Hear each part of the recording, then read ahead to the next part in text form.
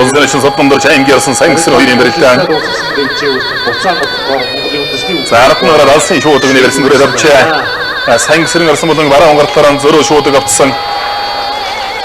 Улсын аймгийн тосон зангилсан мөрөлийн зэргийн техник зүүн аймд дуранг. Монгол үеийн компаниг Монгол улсын чин сэтбийн Содномдорч давж аймгийн арсан сангисэр мундаа.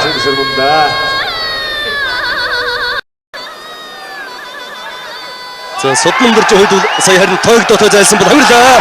Дамдаа. Баруун талдан босгож зайлаад.